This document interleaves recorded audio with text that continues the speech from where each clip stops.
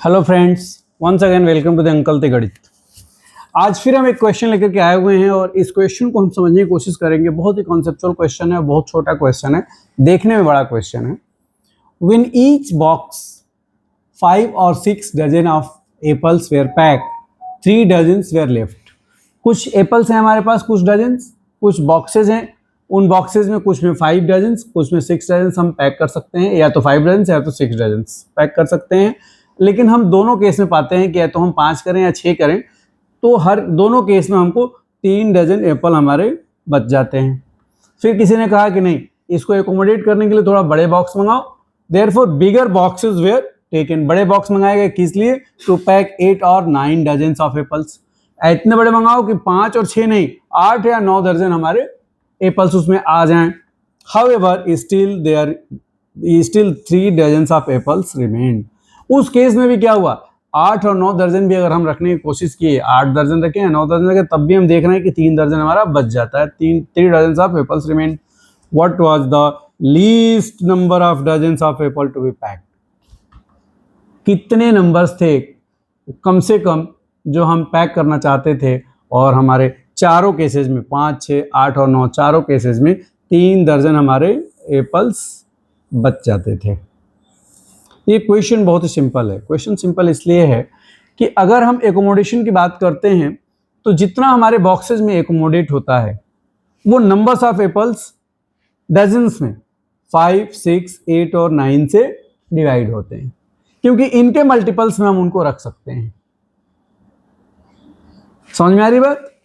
और उसके बाद से 3 दर्जन बचता है, तो इसका हम कॉमन मल्टीपल निकाल करके और 3 दर्जन को जोड़ देंगे तो हमारा टोटल नंबर ऑफ एप्पल्स आ जाएगा। कहने का मतलब ये हुआ कि जब हम सॉल्यूशन की बात करते हैं तो हम क्या करेंगे, 5 दर्जन, 6 दर्जन, 8 दर्जन, 9 दर्जन। इसका क्या है, हम लीस्ट नंबर चूंकि फाइंड आउट करना था, तो हम क्या करेंगे, इनका लीस्ट कॉमन मल्टीपल निकालेंगे।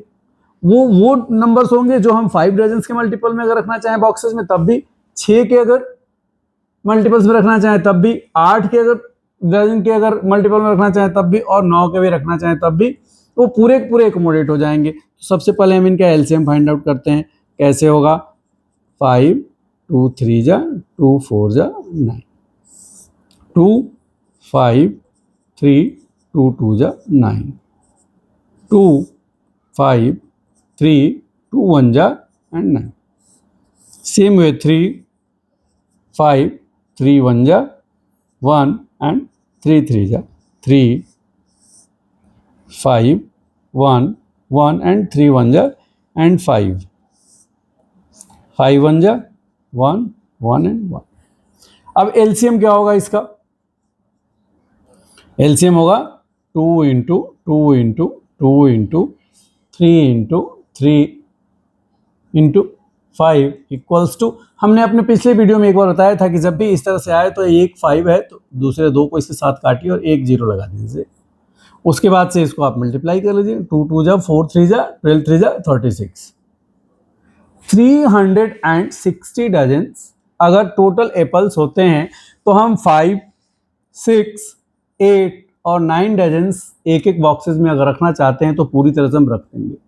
बट हमारा क्या होता है, सारे केसेस में, इन चारों केसेस में अगर हम रखते हैं तो हम ये पाते हैं कि 3 दर्जन हमारा 3 dozen of apple remain same, मतलब हमारा बच जाता है, वो नहीं रख पाते हैं। तो इसका मतलब ये हुआ कि required number of apples equals to 360 plus 3 is equals to 363 dozens. समझ में आई बात? Thank you very much.